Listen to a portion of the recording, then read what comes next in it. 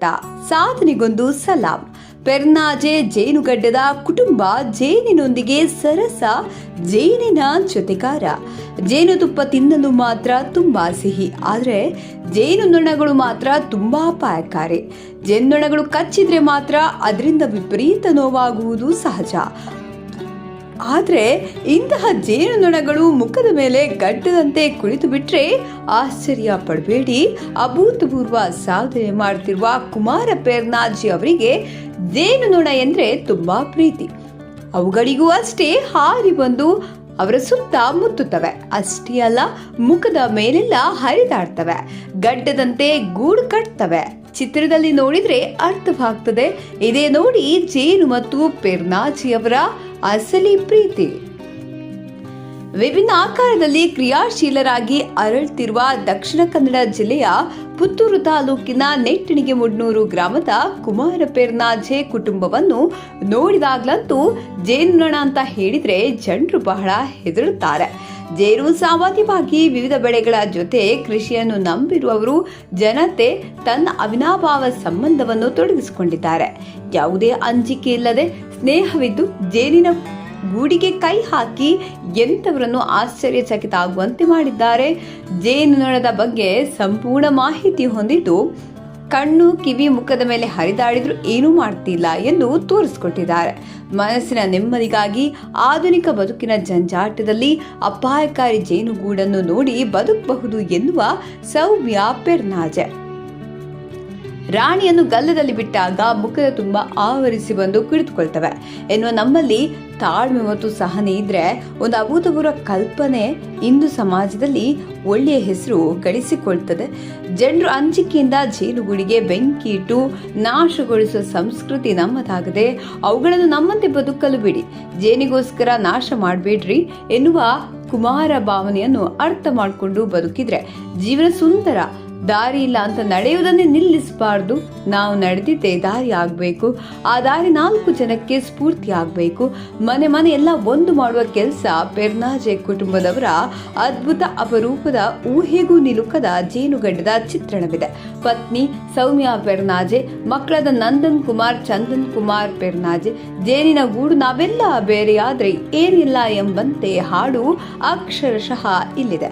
ಅವರೀಗಾಗಲೇ ಹಲವು ಬಾರಿ ಜೇನುಗಡ್ಡೆ ಪ್ರದರ್ಶಿಸಿದ್ದು, ಶಾಲಾ ಮಕ್ಕಳಿಗೆ, ರೋಟರಿ ಕ್ಲಬ್, ಕಾಲೇಜ್ ಮಕ್ಕಳಿಗೆ ಹೀಗೆ ಹಲವಾರು ಕಡೆಗಳಲ್ಲಿ ಜೇನುಗಡ್ಡ, ಜೇನಿನ ಬಗ್ಗೆ ಸೈಡ್ ಶೋ ಮುಖಾಂತರ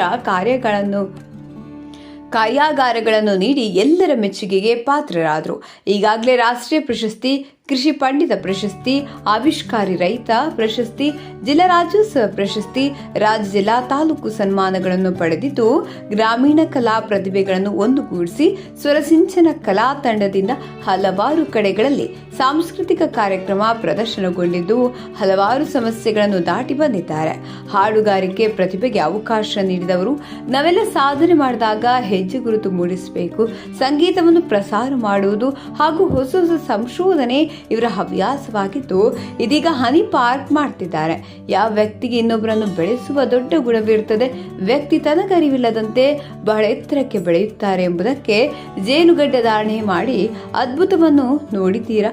ಇವರ ಇಡೀ ಕುಟುಂಬವೇ ಜೇನುಗಡ್ಡದ ಕುಟುಂಬ. ಹಾಗೆ ಇವರ ಕೋವಿ, ಬೋಡೋ ದ್ರಾವಣ ಸ್ಪ್ರೇಯಿಂಗ್ ಟೆಕ್ನಿಕ್, ಸಿಮೆಂಟ್ ಶೀಟ್ನಲ್ಲಿ ಜೇನು ಪೆಟ್ಟಿಗೆ, ಕೃಷಿ ವಲಯದಲ್ಲಿ ಹೊಸ ಹೊಸ ಅನ್ವೇಷಣೆ ಮತ್ತು ಸೃಜನಾತ್ಮಕ ಕಾರ್ಯಗಳಿಂದ ವಿಶಿಷ್ಟ ಮತ್ತು ಗಮನಾರ್ಹ ಸಾಧನೆ ಮಾಡಿದ್ದಾರೆ. ಲೋಕದ ಜೀವನಾಧಾರವಾದ ಕೃಷಿ ಕ್ಷೇತ್ರದಲ್ಲಿ ತೊಡಗಿಕೊಂಡು ಅವಿರತ ಸಾಧನೆಯ ಗರಿಮೆಯನ್ನು ತಮ್ಮದಾಗಿಸಿಕೊಂಡು ಶಿಷ್ಟತೆಯ ಸಾಧಕನ ಮೆರೆದು ಕೃಷಿಯ ಮಹತ್ ಕಾರ್ಯವನ್ನು ಸಾಧಿಸಿ ಜೇನುಗಡ್ಡ ಕಲೆಯ ಅನನ್ಯ ಸಾಧಕರಾಗಿದ್ದಾರೆ. ನಿಜವಾಗಿಯೂ ಕೆಲಸ ಮಾಡುವವರಿಗೆ ಅವಕಾಶ ಮತ್ತು ದಾರಿಯಷ್ಟೇ ಕಾಣಿಸ್ತದೆ. ಕೆಲಸದಿಂದ ಯಾವಾಗಲೂ ವಿಮುಖರಾಗಲು ಬಯಸುವವರಿಗೆ ನೆನಪವಷ್ಟೇ ಕಾಣಿಸ್ತದೆ. ಯಶ ಎಂದ್ರೆ ಬಯಸಿದ್ದು ಸಿಗುವುದು, ಸುಖವೆಂದ್ರೆ ಸಿಕ್ಕಿದ್ದನ್ನು ಬಯಸುವುದು. ಯಶಸ್ಸು ಆಸೆಯ ಕನಸಲ್ಲ, ಪರಿಶ್ರಮದ ಪರಿಣಾಮ. ಸಾಧನೆಗೆ ಪ್ರಯತ್ನ ಮುಖ್ಯ. ಸುಮ್ಮನೆ ಕುಳಿತವರಿಗೆ ಯಾವ ಹೆಸರು ಲಭಿಸಲಾರದು. ಗುರಿಯನ್ನು ತಲುಪುವವರೆಗೂ ಸಾಧನೆ ನಿರಂತರವಾಗಿರಲಿ. ಮನಸ್ಸಿನೊಳಗೆ ಸ್ಪಷ್ಟತೆ ಎನ್ನುವುದು ಸ್ವಾಭಾವಿಕ ಗುಣ. ತನಗೆ ಗೊತ್ತಿಲ್ಲದ ವ್ಯಕ್ತಿಗಳು ಹೊಸತೇನನ್ನು ಹುಡುಕ್ತಾರೆ. ಇದೇ ಹೊಸ ಅನ್ವೇಷಣೆಗೆ ಕಾರಣ. ಆದರೆ ಅಷ್ಟೇ ಕ್ರಿಯಾತ್ಮಕ ಶೋಧನೆ. ಕನಸುಗಳ ಸಾಧನೆಗೆ ಸಾಧಿಸುವ ಗುರಿ ಮುಖ್ಯ. ಬದುಕಿನಲ್ಲಿ ಕನಸು ಕಾಣೋದು ಸುಲಭ, ಆದರೆ ಅದನ್ನು ನನಸು ಮಾಡಿಕೊಳ್ಳುವುದು ಬಲು ಕಷ್ಟ. ತ್ಯಾಗ, ಪರಿಶ್ರಮ, ಇಚ್ಛಾಶಕ್ತಿ ಇರುವ ತಂಡ ಹೊಂದಿದ್ರೆ ಯಾವುದನ್ನು ಸಾಧಿಸಲು ಸಾಧ್ಯ. ಜೇನುತುಪ್ಪದಂತಹ ಸಿಹಿಯನ್ನು ಪಡೆಯಬೇಕಿದ್ರೆ ಜೇನುನೊಣಗಳಂತೆ ಒಟ್ಟಿಗಿರುವುದನ್ನು ಕಲಿಬೇಕು. ಹೂವಿನಲ್ಲಿರುವ ಮಕರಂದದ ಆಸೆಗೆ ಜೇನುನೊಣವು ಬರ್ತದೆ, ಇನ್ನಿತರ ನೊಣಗಳು ಬರ್ತವೆ. ಜೇನುಹುಳಕ್ಕೆ ಸಿಕ್ಕ ಮಕರಂದ ಮಾತ್ರ ಜೇನಾಗಿ ಎಲ್ಲರ ಉಪಯೋಗಕ್ಕೆ ಬರ್ತದೆ. ಯೋಗ್ಯನಿಗೆ ಏನೇ ಸಿಕ್ಕರೂ ಅದು ಯೋಗ್ಯತೆಯೇ ಪಡೆಯುತ್ತದೆ. ಪ್ರಕೃತಿ ಪ್ರಿಯ, ಪ್ರಾಣಿ ಪ್ರಿಯ, ಜೇನುಗಡ್ಡದ ವಿಸ್ಮಯ ವ್ಯಕ್ತಿಯ ಸವಿ ನೆನಪುಗಳು ಬೇಕು.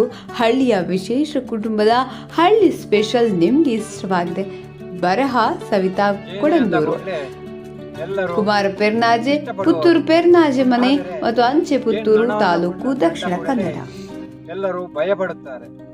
ಜೇನಿಗೋಸ್ಕರ ಜೇನನ್ನು ಬೆಂಕಿ ಹಾಕಿ ನಾಶ ಮಾಡುತ್ತಾರೆ. ಅದಕ್ಕಾಗಿ ಅವು ಏನು ಮಾಡುವುದಿಲ್ಲ ಎಂದು ತೋರಿಸಿಕೊಳ್ಳೋದಕ್ಕೋಸ್ಕರನೇ ಜೇನು ಗಲ್ಲದಲ್ಲಿ ಕೂತುಗೊಳಿಸಿ ನಮ್ಮ ಕುಟುಂಬದ ಎಲ್ಲ ಸದಸ್ಯರು ಜೇನಿಗಾಗಿ ಅಂಜಬೇಕಾಗಿಲ್ಲ, ಅಳುಕಬೇಕಾಗಿಲ್ಲ. ಅವು ನಮ್ಮಂತೆಯೇ ನಮ್ಮಲ್ಲಿ ಸಹನೆ, ತಾಳ್ಮೆ ಇದ್ದರೆ ನಾವು ಏನನ್ನು ಸಾಧಿಸಬಹುದು ಎಂದು ತೋರಿಸಿಕೊಟ್ಟ ಕುಮಾರ ಪೆರ್ನಾಜೆಯವರು.